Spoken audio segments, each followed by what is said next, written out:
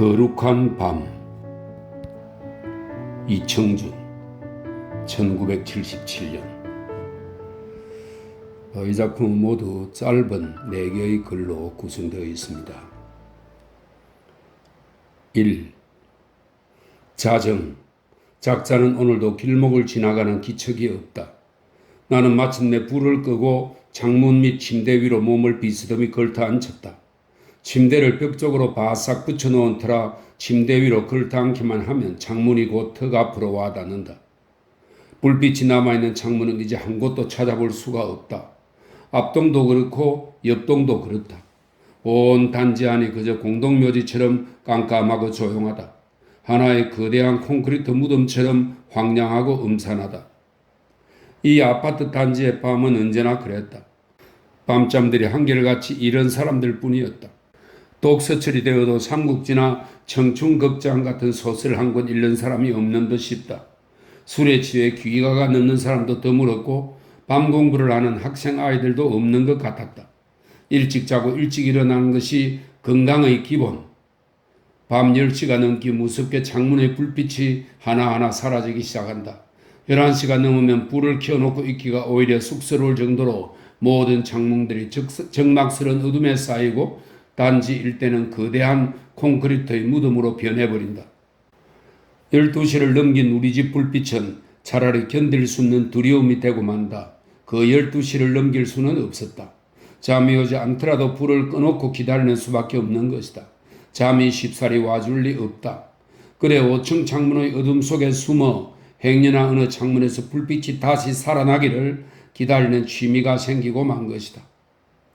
밤늦은 주중뱅이들이여, 아침을 못 기다릴 급체 환자들이여, 당신들의 잠든 아내를 두들겨 깨우라. 난 일들이 피곤해서겠지. 내일 일을 위해서 충분한 휴식이 필요한 사람들이겠지. 나는 이 아파트촌 사람들의 재빠른 잠을 사랑하고 싶었다. 하지만 나는 끝내 이 아파트 동네의 조용한 밤을, 이 사람들의 재빠른 잠을 사랑할 수가 없었다. 첫째는 우선 이 적막하고 어두운 밤들이 실상은 너무나도 악착스럽고 음흉스러운 음모들을 꿈꾸고 있기 때문이었다. 이 아파트촌의 밤이 얼마나 악착스럽고 음흉스러운 음모들을 꿈꾸고 있는지는 아침이 되면 누구나 금세 알아차릴 수 있는 일이다.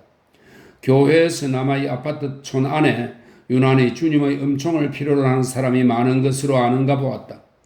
단지 주위엔 동서남북 사방으로 교회당이 표의를 하듯 몰려들어 있었다.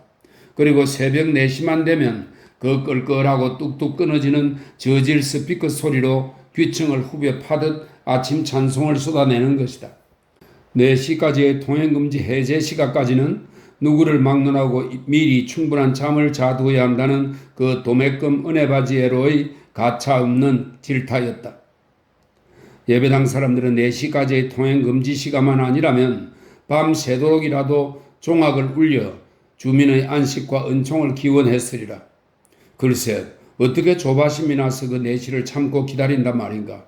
그 4시까지도 아직 잠자리의 작은 안식조차 못 얻고 끙끙대는 가엾은 영혼을 상상이나 할 수 있을까? 어쨌거나 그 4시의 교회당 스피커 소리로부터 본색을 드러내기 시작한 밤의 음모는 잠시 후에 곧 길 건너 동해 건물 옥상에 설치된 고성능 스피커의 서울의 창가로 해서 초등학교 꼬마둥이 녀석들의 텔레비전 꼭두각시 노름, 이를테면 왕년의 타자 안에서부터 근래의 600만 불짜리 오스틴 대령에 이르기까지 갖가지 흉내와 광고 노래 합창 따위로 그 정체를 유감없이 드러내고 만다. 해가 서서히 중천으로 떠오르고 아빠들과 아이들의 출근 등교 시각이 지나고 나면 이 괴로운 아파트의 광산곡은 더 한층 극성스러운 위세를 떨쳐댄다. 3층 여자는 4층에서 아래로 휴지를 뿌렸다고 4층 여자와 싸우고, 2층 여자는 3층 여자가 발코니 너머로 이불을 늘었다고 3층 여자와 싸우고, 일부러 계단을 땅땅거리며 플라스틱 슬리퍼 소리를 즐기고 다니는 가정부 아가씨들, 놀이터의 꼬마를 부르는 5층 아주머니의 고함 소리, 2차 지망으로 음대 성악과를 들어간 목청 나쁜 여대생 아가씨의 발악적인 발성 연습, 앞동과 뒷동 아주머니의 유리창을 통한 아이들 성적표 자랑, 기세 좋은 다듬이질 소리, 잔디와 꽃밭을 이겨대는 아이들의 저녁 축구놀이, 피아노 소리, 텔레비전 소리, 그리고 하루 몇 차례씩 되풀이되는 관리소의 단수 예고와 정전 예고, 아파트 관리 시책의 협조를 호소하는 느리고 점잖은 관리소장 영감의 방송 연설, 거기다 밤낮을 가리지 않고 신고가 들어오는 쪽쪽 마이크로 부르대는 부녀회장의 친절한 안내방송. 이름이 개똥이라는 아이를 찾습니다. 놀이터에 빨간 비닐 시장 바구니를 두고 가신 주부님은 관리실로 연락 바랍니다. 오늘 오후 3시 몇 동 몇 호실에서 요리 강습회가 있으니 주부 여러분께서는 빠짐없이. 그러나 서울 사람들은 원래가 소음을 이기는 극기의 천재들이다. 아무도 그 소음들의 불평을 하지 않는다. 교회의 새벽 종소리도 끊임없는 고성능 스피커 소리에도 서울의 창가를 불평할 사람은 더구나 있을 수가 없다. 불평을 하는 사람이 비정상이다. 불평을 하면 당신이 반장을 하라는 눈으로 쳐다본다. 여기가 무슨 맨션 아파트인 줄 아느냐? 맨션 아파트로 이사를 가란다. 나라의 꽃인 꼬맹이들에겐 더욱이 말을 조심해야 한다. 나라의 꽃이요 희망인 아이들은 우리가 그렇게 못해온 것을 꽃배기로 누리면서 자라야 마땅하다. 그야 늙거나 좁거나 아파트가 어디 밥 먹고 잠자는 장소일 뿐이지 규모 있는 생활을 꾸려 살 집이라 할 수 있을까마는, 그래서 이 아파트의 하루는 더욱더 소란하고 어수선해져야 마땅한가 보다. 한데 이 아파트 단지는 밤만 되면 희한하게도 창문의 불들이 거짓말같이 일찍 꺼지는 것이다. 일상의 생활을 사랑하는 사람들은 물론 그 밤을 사랑할 것이다. 사랑해야 할 것이다. 나도 물론 그것은 알고 있다. 한데도 나는 그것을 사랑할 수가 없는 것이다. 너무도 일찍 죽어버리는 밤이 까닭없이 불안하고 두려운 것이다. 내일 아침에 또 보자. 밤이 그 내일을 걸어 일찌감치부터 그 또 흉악한 음모를 꿈꾸고 있는 것 같기 때문이다. 그 밤을 사랑할 수가 없었다. 그러나 내가 그 밤을 사랑할 수 없는 보다 더 큰 이유는 물론 나 역시 다른 사람들처럼 일찍부터 잠이 들 수가 없기 때문이라고 말하는 편이 더 자연스러울는지 모른다. 남들이 다 잠들어 쉬는 밤을 혼자서 늦게까지 불안하게 지키고 앉아 있어야 하는 괴로운 말이다. 그야 물론 전부터도 나는 그렇게 잠자리를 일찍 찾아드는 편은 못 되었지만 이 아파트 단지로 이사를 오고 난 다음부터는 별스럽게 더욱 밤잠이 늦어졌다. 언제나 밤잠이 너무 늦는다는 사실의 확인은 나를 더욱더 불안스러운 불면증에 시달리게 만들었다. 12시만 넘으면 마지못해 불을 끄고 침대로 올라가 보지만 그건 번번이 허사일 뿐이었다. 요즘처럼 아내의 친정 나들이가 길어지고 있을 땐 차라리 다행이지만 여느 때 같으면 11시쯤부터 잠귀가 멀어버린 그 아내에게까지 신경이 몹시 쓰이곤 하였다. 그래저래 나는 아예 창문 유리에 몸을 붙이고 기대 앉아 무작정 바깥 어둠을 지키는 버릇이 생기고 만 것이다. 그러고 앉아서 행여나 어느 집 창문에 불빛이 문득 되살아나 주는가 숨을 죽이며 기다리는 것이다. 그런 식으로 그냥 밤을 홀딱 지새우고 마는 때마저 허다했다. 다만 내 그런 불면의 괴로움을 달래주는 예외적인 일이 한 가지 있었다. 문패도 번질 수도 없는 주막에 자정이 가까워지면 며칠에 한 번씩은 그 술에 취한 사내의 유행가 소리가 아파트 골목의 어둠을 뚫고 지나가 주는 것이 그거였다. 엉망으로 술이 취해가지고 잠든 사람 약을 올리듯 고래고래 고함을 쳐대는 막노래 소리였다. 그것도 한두 소절을 부르다가 그냥 중간에서 그치는 것이 아니라 노래의 전 소절을 2절까지 확실히 불러져 치는 것이었다. 위인은 아마 그 노래 한 가지에 마음이 빠진 듯 노래가 끝나고도 갈 길이 남으면 문패도 번질 수도 하는 그 첫머리부터 같은 노래를 몇 번이고 다시 반복해서 불렀다. 작자의 노래소리가 단지 입구에서부터 천천히 위쪽으로 다가오기 시작하면 나는 공연히 가슴을 두근대며 기묘한 흥분기에 휩싸이기 시작했다.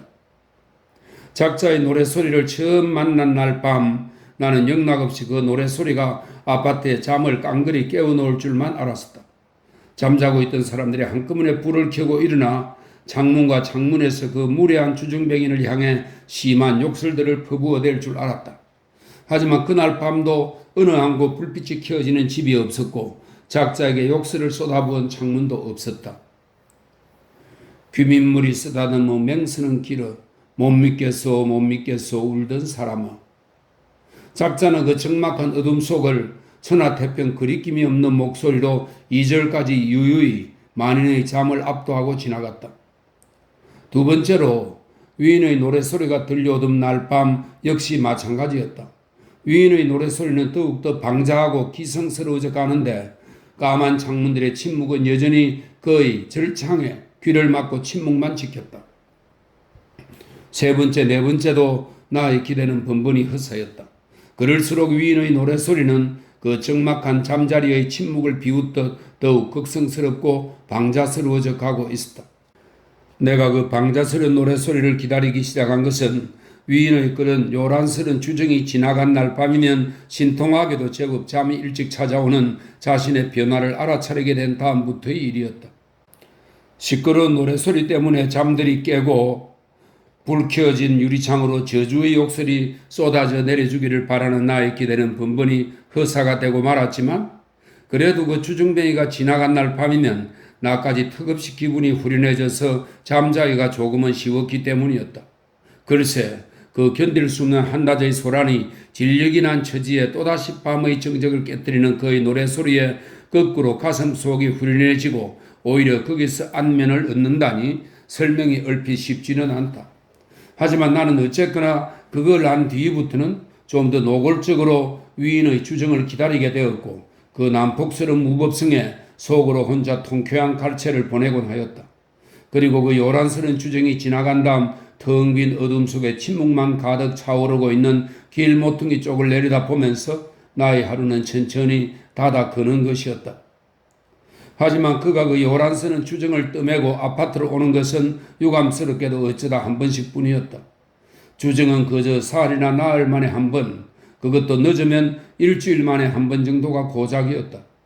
어디를 나다니고 있는 사람인지 아닌지도 확실치가 않지만 어디를 나다니는 위인이라면 다른 날은 술을 마시지 않고 일찍 귀가를 하고 마는 모양이었다. 혹은 나처럼 나다니는 곳이 따로 없는 작자라면 그가 바깥 나들이를 다녀오는 게 그만큼 빈도가 뜰 수도 있었다. 어쨌거나 나는 그가 술에 취해 돌아오는 날만큼씩 밖에 잠자리가 편해지질 못했고 다른 날은 그 괴로운 불면의 밤을 참아 견디면서 하염없이 작자의 주정만을 기다리는 것이었다. 오늘 밤도 물론 마찬가지다. 하지만 위인은 아직도 소식이 없다. 자정을 넘은 지도 벌써 10분이나 되었다. 이쯤 되면 그의 희망을 걸 수가 없다. 이번엔 특히 기간이 뜨고 있었다. 위인의 주정을 못 드는 지가 벌써 열흘 가까이나 되는 것 같았다. 열흘까지는 날짜가 떠본 일이 없었다. 마지막 날 노랫소리가 심상치 않더니 아무래도 위인에게 무슨 변고가 생긴 게 분명했다. 무슨 일일까? 정말로 작자에게 무슨 변이라도 생겼단 말인가? 나는 다시 한번 눈을 크게 뜨고 위인이 늘상 주정을 흘리며 지나가던 길목 쪽을 내려다보았다. 어둠에 쌓인 그쪽 길목은 사람의 발소리 하나 스치지 않은 텅 빈 정적뿐이었다. 2. 종이 울리네 꽃이 피네 새들의 노래 웃는 그 얼굴. 잃어버린 책가방을 찾습니다. 집을 잃은 아이를 찾습니다. 동해 건물 위의 고성능 스피커는 날마다 아침 6시의 서울의 창가를 계속했다. 관리사무소 안내방송도 쉴 틈이 없었고 그 느릿느릿 점잖은 소장 영감의 연설 연습도 지치는 기색이 전혀 없었다. 친애하는 입주자 여러분, 우리 아파트의 긍지와 자랑은 아시다시피 동행금지 시간 해제와 더불어 튀어나오는 교회당의 찬송소리, 피아노 소리, 성대 나쁜 음대생의 발악적인 발성연습 소리도 모두 다 여전했다. 수도문만 끊어졌다 하면 동네방네 떠들썩하게 물통을 둘러매고 급수차로 달려가는 아저씨들의 질풍노도 같은 질주하며 일요일 저녁 같은 때 반바지 슬리퍼 차림으로 아이스크림을 핥으며 놀이터에서 배드민턴을 즐기는 다정파 부부들의 극성들로 아파트 단지 안은 여전히 활기가 넘쳤다. 그리고 그 들썩거리던 아파트 단지가 밤 11시만 되면 갑자기 거대한 죽음의 도시로 변해버리는 것도 여전한 현상의 하나였다. 내 불면증도 물론 나날이 정도가 더해가고 있었다. 나는 밤마다 불 꺼진 창가에 붙어 앉아 무한정 작자의 주정이 지나가기만을 기다렸다. 위인의 주정이 없는 자정의 시멘트 길목은 더욱더 허전하고 황량스러움만 보였다. 불안하고 답답하고 어쩌면 마냥 서글프기까지 한 심사로 창문에 붙어 앉은 채 밤을 꼬박 새우는 날이 갈수록 빈번해졌다. 아무래도 작자에게 무슨 변이 생기고 있는 게 분명했다. 그의 주정을 마지막 듣던 날에 벌써 그런 심상치 않은 징조가 있었던 것 같았다. 내 기분이 점차 그렇게 변해간 탓인지는 모르되 고래고래 악을 써질러대던 위인의 그 저주 어린 술주정이 언제부턴가는 내게 문득 이상스러운 느낌을 갖게 해오고 있었다. 악을 써도 불이 켜지지 않는 창문들의 위인은 마침내 제 불의 힘이 파해진 것일까? 그의 노래소리가 나에게는 차츰 어떤 애원과 호소를 담은 절규 같은 것으로 들려오기 시작한 것이었다. 구전비 나리는 이 밤도 애절쿠려. 노래가락 속에 나오는 구전비에라도 젖은 듯 촉촉하게 가라앉은 그의 목소리에는 영락없이 그런 어떤 애원과 호소 같은 것이 담겨 있었다. 그 목소리가 깊은 애원을 담으면 담아갈수록 그의 호소가 깊어지면 깊어질수록 작자의 주정이 지나가는 빈도는 점점 더 간격이 떠가고 있었다. 그러다 바로 그 마지막 날 위인의 주정은 마침내 듣는 사람의 가슴이 다 씀찌려올 만큼 목소리의 힘이 급작스럽게 무너져 내리고 있었다. 문패도 번지스도 어흥 문패 술이 너무 취해 좀처럼 소절을 이어나가지 못하고 있는 그의 노래소리는 차라리 어떤 울부짖음과 흡사하게 들렸다. 상처 입은 맹수가 안간힘을 다하여 마지막 울부짖음을 토하는 듯한 노래소리는 이를테면 그의 혼신의 호소와 애원에도 불구하고 끝끝내 깨어나지 않는 그 잠든 창문들을 향한 울음기 섞인 원망의 절규였다. 문 열어라, 제발 문을 열어라. 작자의 그 어눌스럽고 답답한 노랫가락을 내가 그렇게 잠든 창문들을 향한 호소와 원망으로 바꾸어 듣고 있었던 것도 전혀 무리가 아니었다. 하지만 그날 밤도 끝끝내 창문이 열리는 곳은 없었고 불이 켜지며 욕이 쏟아져 내리는 창문도 없었다. 작자는 헛된 울부짖음만 계속하면서 그렇게 어두운 길목을 지나가고 말았다. 텅 빈 어둠과 황량스러운 정적이 재빨리 그의 주정의 흔적을 지워 삼킨 채 거리와 창문들은 여전히 그 거대한 시멘트 무덤들의 잠을 계속하고 있을 뿐이었다. 그리고 그것을 마지막으로 작자의 주정이 다시는 그 길목을 지나간 일이 없는 것이다. 무슨 변이 생겼음에 틀림없었다. 하지만 나는 아직도 그를 기다리고 있었다. 기다릴 수밖에 도리가 없었다. 위인의 주정이 그 자정의 주정을 기다리는 일이 나의 생활에 그토록 큰 비중을 차지해오고 있었던 사실의 새삼 놀라움을 금할 수가 없었다. 작자가 누군데? 그가 도대체 어떤 인물이며 무엇 때문에 그런 주정을 일삼고 지나다니 위인인데? 그리고 나 무엇 때문에 작자의 우악스러운 주정에 스스로 위안을 받아왔으며 내 잠자리의 안식까지 그에게 의지해야 한다는 것인가? 작자의 주정이 내 생활의 중요한 한 부분이 되어오고 있었음을 깨닫게 되자 나는 당연히 위인에 대한 그런 의문이 생길 수밖에 없었다. 나는 새삼스레 작자의 정체가 궁금해지기 시작했다. 그리고 그의 주위나 인물의 됨됨이를 알고 싶었다. 작자가 나타나주지 않으니 나의 그런 풀길 없는 궁금증은 갈수록 정도가 깊음한 같다. 혼자서는 물론 그런 궁금증을 풀 길이 없었다. 며칠을 혼자 끙끙대고만 있었다. 끝없는 불면증의 괴로움에 시달리면서 그리고 그 창문의 어둠을 원망하면서 나는 작자의 주정을 기다렸다. 그러던 어느 날이었다. 뜻이 있는 곳에 길이 있나니 그날은 아무래도 소장영감의 연설을 더 이상 참아낼 수가 없었다. 추석절을 저음하여 아파트 주변을 깨끗이 청소하고 수상한 사람의 출입을 경계하여 명랑하고 자랑스러운 단지 환경을 조성해 나가자는 소장영감의 무한정한 연설 방송을 들으면서는 솜방망이로 귀를 틀어막고서도 더 이상 내 원고 번역 일을 계속할 수가 없었다. 나는 마침내 쫓겨나듯이 집을 빠져나갔다. 그리고 밤중까지 무작정 술을 마셨다. 그런데 그렇게 술걸레가 되어 그날 밤 막차를 내려 단지 길목을 들어섰을 때였다. 뜻밖에도 술에 취한 사내 하나가 나를 앞질러 단지 길을 올라가고 있었다. 나는 번쩍 술기가 달아나는 것 같았다. 그 시각에 술이 취해 아파트로 들어오고 있는 작자라면 그 사내 밖에 다른 사람을 생각할 수가 없었다. 나는 가슴을 두근거리며 사내를 급히 뒤쫓아 올라갔다. 그리고 사내에게서 노랫가락이 시작되기를 기다리면서 그의 뒤를 조용조용 뒤따르기 시작했다. 하지만 사내는 이날 밤도 노래를 부르지 않았다. 무언가 입속으로 흥얼흥얼 소리를 흘리고 있었지만 정작 내가 바라는 노래를 시작할 기미는 안 보였다. 단지 길을 반쯤 올라가 사내와 나는 미구에 길을 갈라서야 할 처지였다. 나는 오른쪽 동으로 길을 돌았어야 하는데 작자의 주정이 사라져가던 방향으로 보아 사내는 좀 더 뒷동쪽으로 큰 길을 따라 올라가야 하였다. 할 수 없었다. 문패도 번질 수도 없는 주막에 나는 마침내 내 쪽에서 먼저 노래를 시작했다.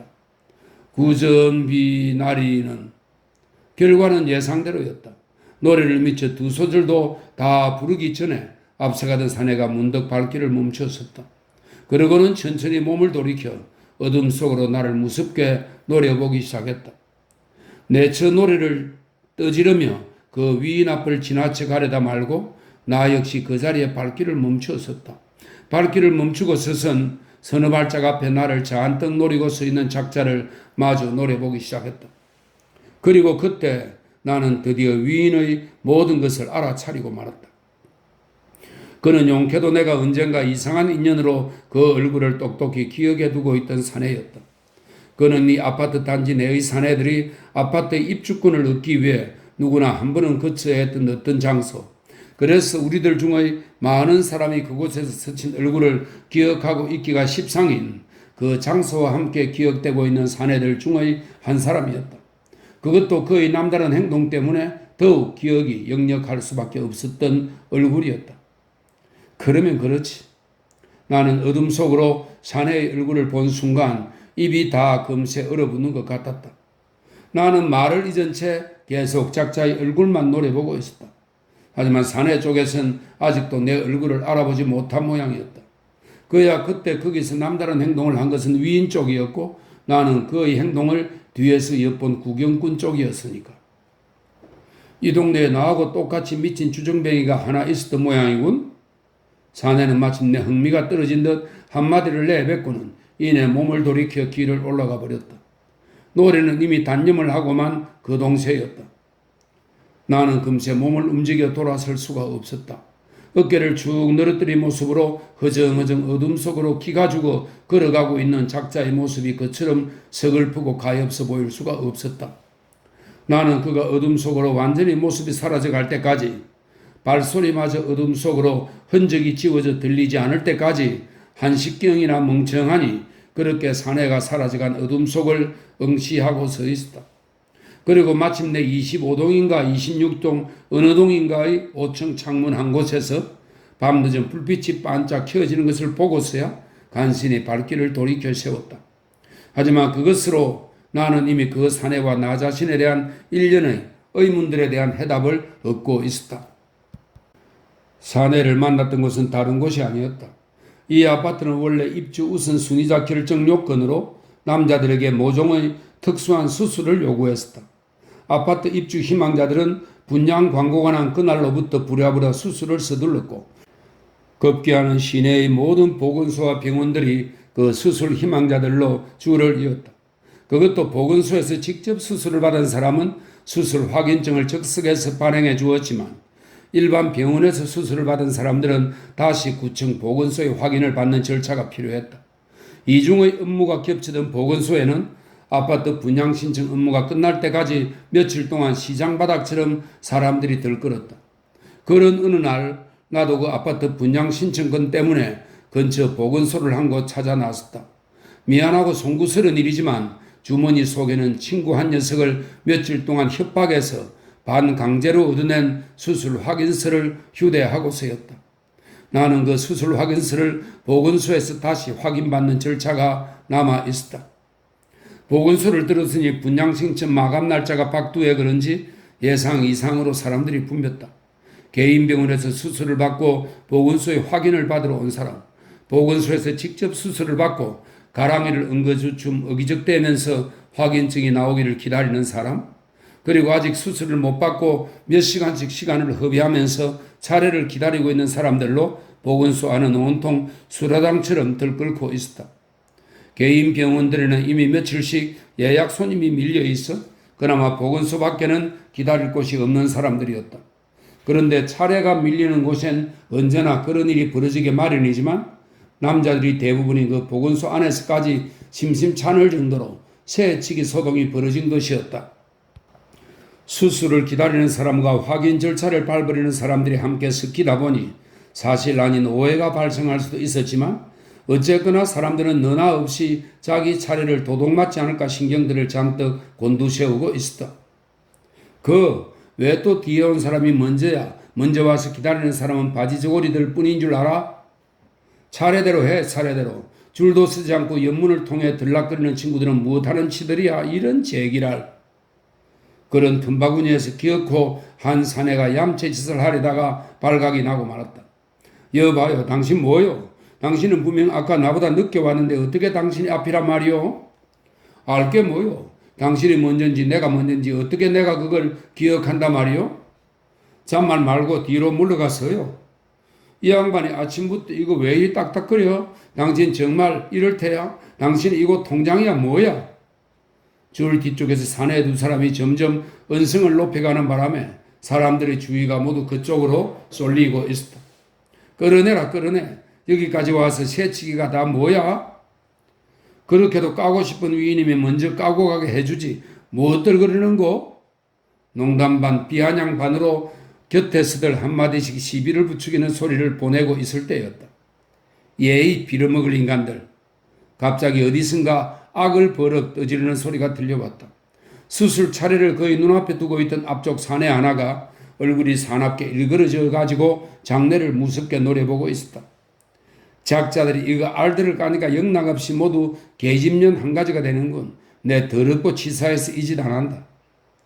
사내는 뭔가 자신을 견딜 수 없다는 듯 저주 어린 한마디를 내뱉고는 재물에 시건벌떡 사람들 사이를 제치고 보건소를 나가버리는 것이었다.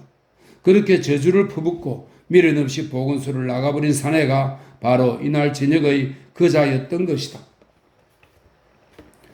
3. 위인의 정체를 확인하고 난 날 밤엔 모처럼 만에 나도 좀 편안한 잠을 잘 수 있었다. 그것은 내가 그를 직접 만남으로 하여 그의 그 요란스러운 주정을 보다 깊이 이해하게 되었고 또 내가 왜 그토록 이 아파트와 아파트의 밤을 견디지 못하고 기묘하게도 그의 주정 따위를 기다리게 되고 있는가에 대한 여러 의문들을 풀어버릴 수 있었기 때문이었다. 그 해답은 바로 그가 그때 그 보건소를 나가면서 저주스럽게 내뱉고 간 한마디 속에서도 찾아낼 수 있었다. 알들을 까니까 영락없이 모두 계집년 한 가지가 되는군. 그것은 한마디로 사내들의 여성화 현상의 저주였다. 알을 까면 수컷은 당연히 수컷의 특색을 잃게 마련이었다. 그래서 사내들은 자신의 수컷을 바치기로 결심하고 온 그 보건소에서부터 이제 수컷의 위험을 포기하고 암컷을 담기 시작한 것이었다. 그 얌체물이 없는 새치기 노름하며 사내의 욕설을 듣고 나서도 차례를 하나쯤 앞당겨 갈 수 있게 된 것을 오히려 다행스러워하던 그 뻔뻔스럽고 무기력한 표정들. 위인들이 아파트 단지로 입주를 해 들어온 다음부터 더욱 철저한 여성화 현상이 단지 안에서 구가되어 왔으면 재언을 불필요한다. 잠옷 차림으로 길목을 나서거나 어린이 놀이터의 그네를 타거나 길목에 앉아 아이스크림을 핥거나 물차가 오면 바켓을 들고 뛰어다니거나 그것은 이를테면 요즘 유행하는 가정적인 남편의 표상일 수도 있었다. 하지만 가정이란 언제나 여성의 공간이다. 남성 성격의 가정화 현상은 바로 그 여성화 현상의 다름 아니요. 이기적이고 소극적인 외소화 현상이 아닐 수 없었다. 그래서 남자들은 성미들이 모두 고분고분 양순해지고 주변의 불이나 비리에도 대항할 기백을 잃게 되고 참을성만 들게 되고 밤의 어둠만을 찾아 헤매게 되고 주정도 함부로 못하게 되고 그리고 모든 남성의 창조를 잃게 되는 것이었다. 이 아파트의 현상들은 바로 그 아파트의 모든 남자들이 자신의 남성을 제거당해버린 사실에 사연이 있었던 것이다. 특히 그 밤의 불빛이 일찍 꺼지는 이유인즉 이미 남성을 포기한 잠자리를 그 남성들 스스로가 더욱 안심해버린 비겁성에 있었다. 그야 수술을 받은 쪽이 반드시 남성들 뿐이라고 단정할 수는 없겠지만 이 단지의 전반적인 여성화 현상을 보면 수술을 받은 쪽은 여자보다 남자들 쪽이 압도적임에도 불문가지의 사실인 터이다. 아파트 단지의 여러 현상들은 바로 그 전반적이고 거대한 여성화 현상의 증거일 뿐이었다. 그리고 내가 그 아파트의 낮과 밤을 견딜 수 없는 것도 바로 그 여성화 현상의 압력 때문이었다. 사내의 주정은 그 단지의 여성화 현상에 대한 유일한 저항이 아닐 수 없었다. 어떻게 그가 요령을 부렸는지는 알 수 없었다. 그야 물론 나의 진례가 있고 보면 그의 요령을 굳이 물을 필요는 없었다. 어쨌거나 그는 나처럼 사내를 포기하지 않은 채 이 아파트로 입주를 해온 희귀한 사내였다. 그의 주정이 그것을 무엇보다 분명히 증거해주고 있었다. 사내를 깠다면 그런 주장을 할 수가 없었다. 그 사내의 주장에 내가 위안을 받게 되는 것도 당연한 이치가 아닐 수 없었다. 나는 사내가 고맙지 않을 수 없었다. 내가 이런 치사스러운 비리를 서슴지 않으면서까지 이 아파트를 얻어 들어와야 할 필요가 있었을까? 친구를 못살게 굴어가면서 부정한 방법으로 아파트를 얻어 들어온 데 대한 그간의 회의와 그림직스러운 기분마저도 이날 밤에 거꾸로 떳떳한 긍지와 자랑스러움 쪽으로 변해감을 느낄 정도였다.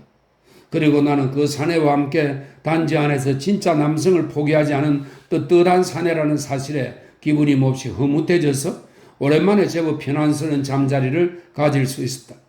하지만 그보다도 내가 이날 밤 그토록 잠자기가 쉬웠던 것은 오히려 그 사내의 창문에 켜진 불빛 때문이었는지도 또한 알 수 없었다. 이 아파트에 아직도 꺼지지 않은 불빛이 남아있다.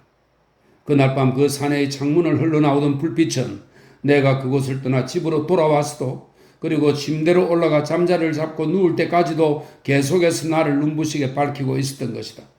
나는 아마도 그 불빛을 믿고 그 불빛에 의지하여 안심하고 하룻밤의 안면을 즐겼는지 모른다. 그러나 편한 잠을 잔 것은 역시 그 하룻밤뿐이었다. 다음 날부터는 더욱 불면의 밤이 계속되었다. 날만 새면 여전히 교회당과 동해와 관리사무소에서 삐끗들이 새벽부터 저녁까지 단지 안을 뜯어 눕혔고 꼬마 녀석들의 텔레비전 꼭두가시 노름과 광고 노래와 축구 놀이가 변함없이 계속되었고 목청 나쁜 음대성의 발성 연습과 전축 소리와 다듬이질 소리와 아낙네들의 악다구니도 끊일 새가 없었다. 낮의 소동이 끝나고 나면 단지의 밤은 또 거짓말처럼 일찍부터 거대한 공동묘지의 침묵에 쌓였다. 내일에 대한 음흉스러운 업무를 꿈꾸기 시작했다. 나는 밤마다 그 어두운 창가에 붙어 앉아 사내를 기다렸다. 하지만 사내는 지나가지 않았다.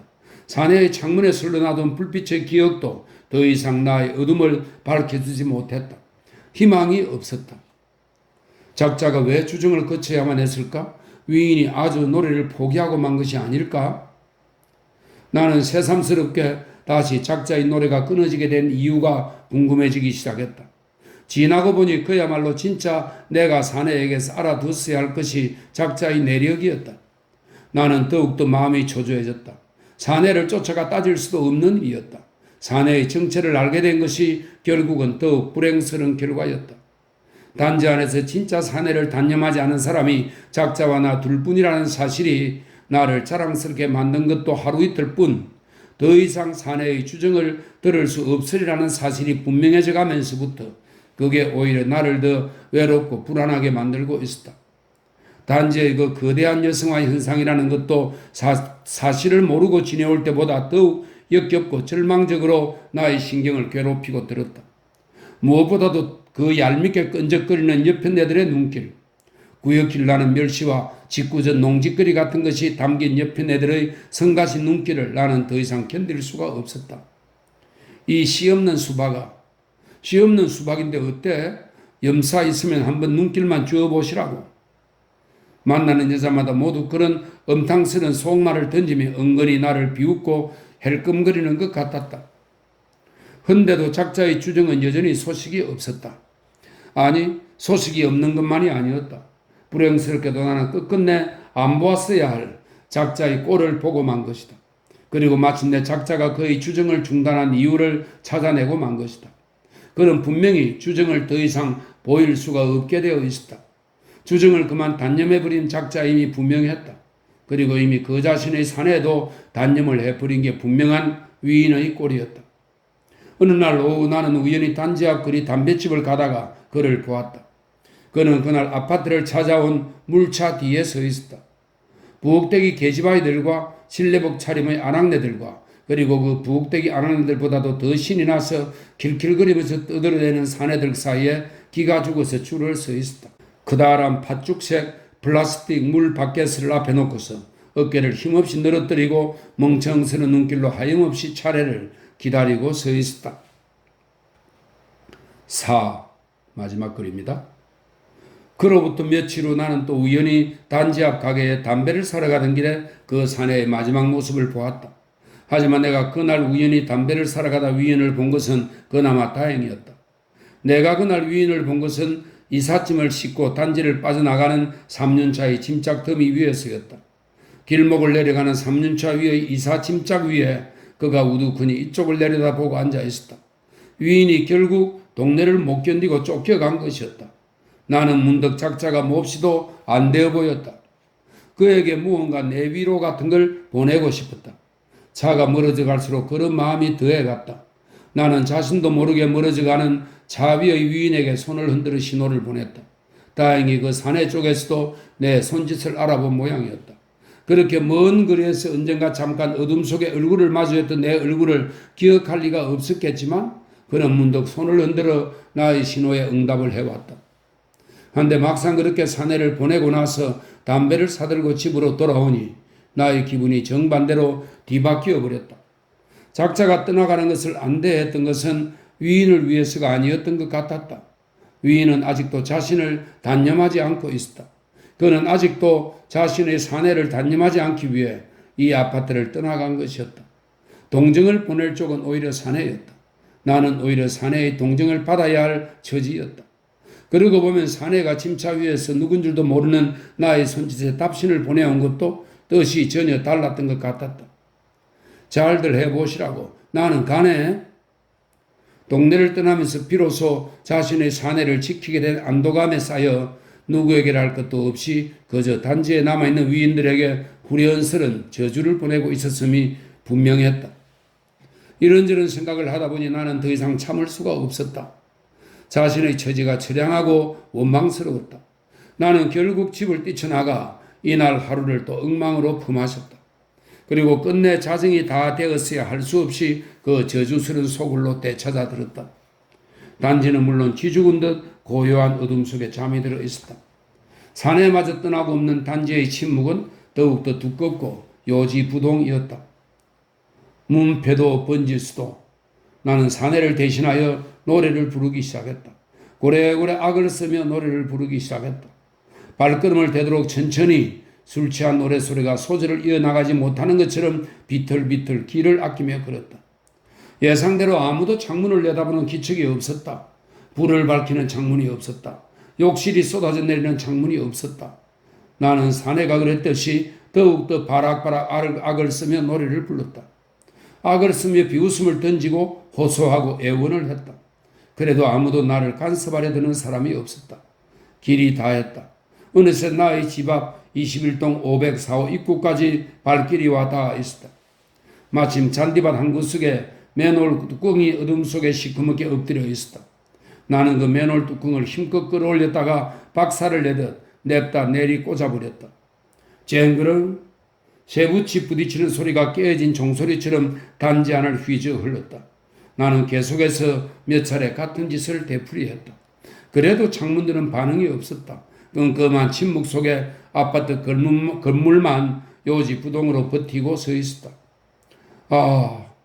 나는 마침내 발작이라도 일으키고 말 것 같았다. 시커멓게 잠든 창문들을 향해 미친 개처럼 무턱대고 욕짓거리를 짖어대기 시작했다.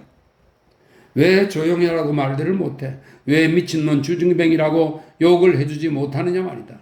당신들은 그래 이런 소란도 모른단 말이야? 이런 소란도 못 들은 척 입을 다물고 있어야겠느냐 말이야.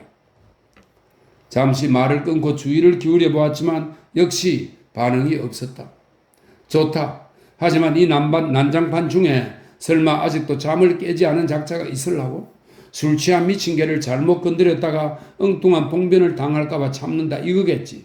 구경이나 해두자 이런 거겠지. 그 커튼들 뒤에 쥐새끼들처럼 숨을 죽이고 숨어서서 말이다. 점잖들 하시군. 하지만 기억해두라고. 이 미친 개의 발광이 두려워 창문 뒤에 숨을 죽이고 숨어 서 있거나 해야 하는 인간들이라면, 그것도 제법 시비를 붙어주는 쪽이 미친놈이라고 꼴 같지 않게 점잖은 구실들이나 마련하기 바쁜 인간들이라면 나도 더 이상 아까운 주정 거둬야겠다고. 그게 이 술 취한 미친 개가 점잖은 양반들께 보내는 마지막 모욕이라는 걸 알아두란 말이다. 이런 모욕이 싫거든 어디 지금이라도 당장 한번 창문 뒤에서 나와들 보시라고. 역시 아무런 대꾸가 없었다. 적막한 침묵이 단지 안을 온통 짓누르고 있을 뿐이었다. 그것은 참으로 소름 끼치도록 두껍고도 거대한 어둠의 벽이었다. 이곳이 그래 진짜 공동묘지가 되고 만 건가? 나는 마침내 두려움 때문에 제 풀에 몸이 떨려오기 시작했다. 그 어둠과 침묵의 두려움에 쫓기듯이 후다닥 계단을 쫓아 올라가 집 안을 들어서자마자 전화기부터 집어들었다. 누구라도 깨어있는 사람을 찾아내야만 했다. 이런 땐 옆편내라도 곁에 자고 있으면 두들겨 깨워 일으킬 수 있으려면 웬일로 이 여자는 친정 나들이가 무한정 길어지고 있었다. 전화가 아니고는 이 시간에 깨어있는 사람을 만날 수가 없었다. 깨어있는 사람의 목소리라도 들어야만 했다. 전화기를 집어들고 나서도 나는 당장 번호를 돌릴 곳이 없었다. 얼핏 얼굴이 떠올라와 주는 사람이 없었다. 그러나 바로 그때 내 머릿속으로 정광석화같이 떠오른 전화번호가 하나 있었다. 바로 아파트의 관리 사무소였다. 나는 재빨리 다이얼을 돌렸다. 드르륵 드르륵. 몇 번째 신호가 울리고 난 다음에야 방금 잠속에서 깨어난 듯한 사내의 졸음에 끼운 목소리가 수화기를 울려왔다. 여보세요? 나는 그만만 해도 우선 한심을 돌릴 수 있을 것 같았다. 그러나 하고 싶은 말은 그 관리소 전화번호를 생각해냈을 때부터 이미 내 머릿속에 준비되어 있어 온 것이었다. 여보세요? 나는 그 말을 하기 시작했다. 나 이 단지 한 주민인데요. 밤늦게 죄송합니다만 급한 신고를 드릴 게 있어서 전화를 드렸습니다. 급한 신고라니 무슨 일입니까? 상대방의 목소리가 좀 더 또록또록해지고 있었다. 다른 게 아니라 말씀이에요. 나는 참으로 급한 용무가 있는 것처럼 목소리를 훨씬 서둘러대며 조급하게 말했다. 야간이라 안 됐지만 광고 방송을 한 가지 부탁드릴까 하고요. 광고 내용은 다름 아니라 단지 내의 가구 중에 숙회를 기르는 집이 있으면 우리 집으로 급히 좀 연락을 주시라고요. 사실은 집에서 암캐 한 마리를 기르고 있어요. 한데 인연이 밤중에 갑자기 발정을 시작하는군요.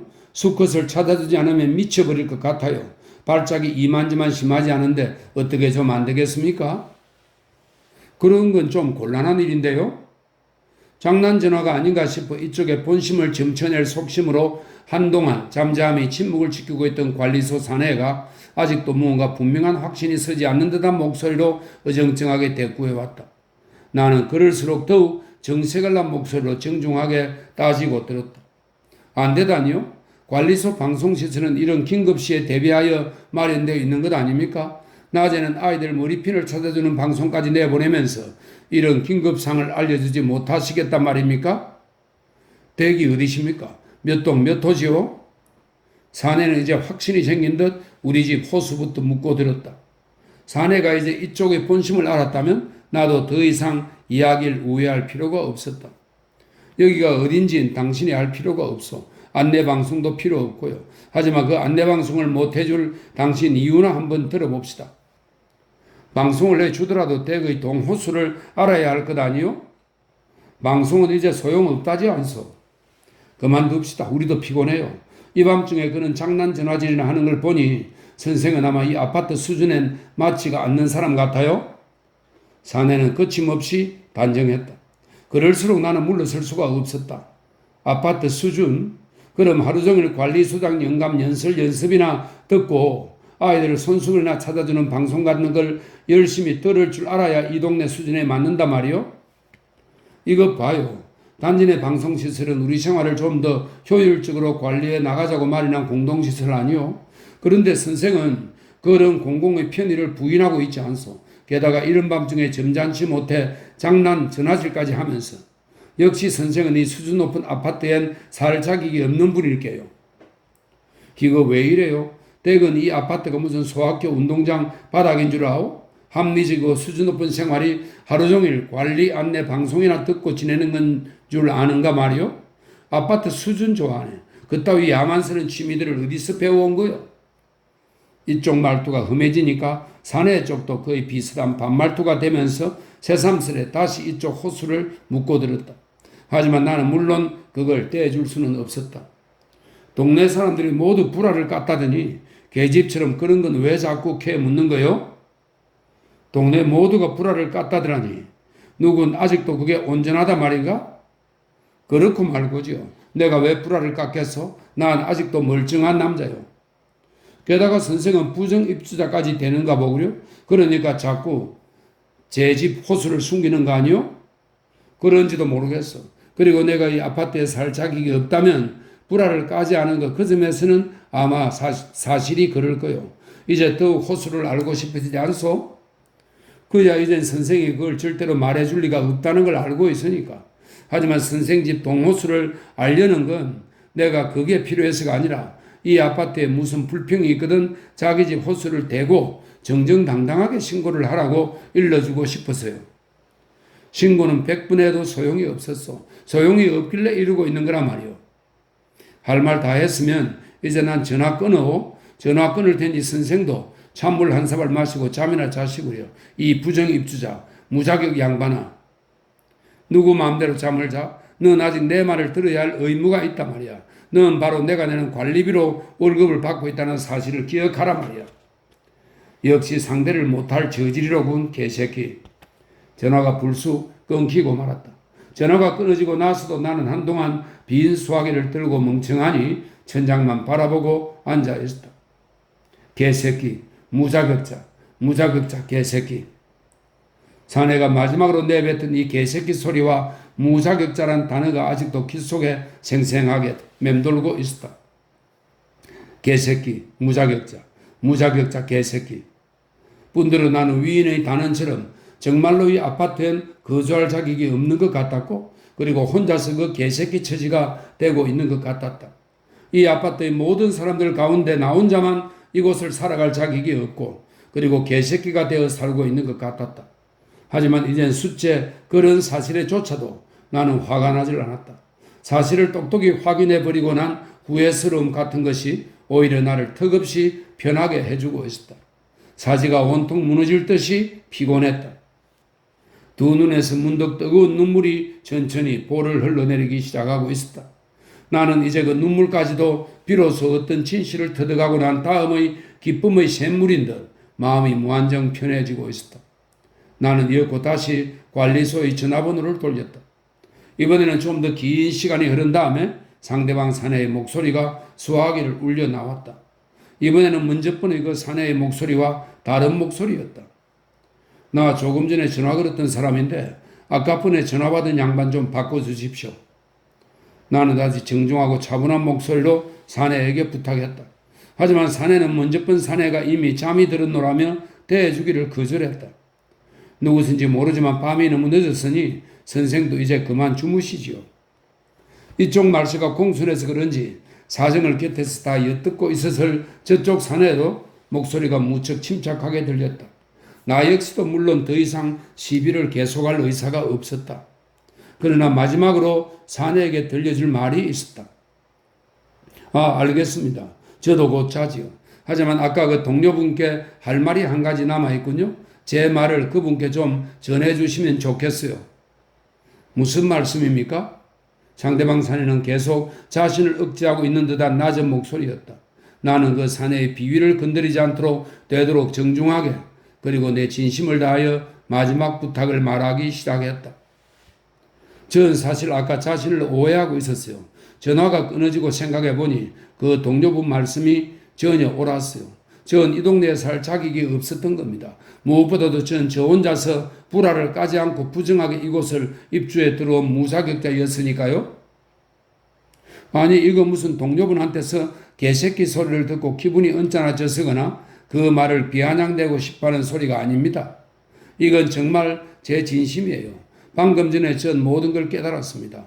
동료분 말씀처럼 아닌 게 아니라 전 개새끼가 분명했어요. 그래서 방금 결심을 했는데요. 저도 이젠 이 아파트의 떳떳한 주민으로 살아갈 자격을 얻기로 작정을 내렸어요. 그러자면 무엇보다 우선 불알부터 까야겠죠? 그럴 결심입니다. 그러면 저도 더 이상은 이 질서 잡힌 아파트 동네의 말썽스러운 개새끼 노릇을 거치고 떳떳한 주민의 자격을 갖추게 되겠죠. 부정입주자의 허물도 벗겠고요. 그러니 동료분한테 그 점 안심해도 좋을 거라는 저의 다짐과 함께 아까쁜 실수에 대해서도 부디 너그러운 용서를 빌고 싶다는 저의 심심한 사죄의 말씀을 전해 올려주십시오.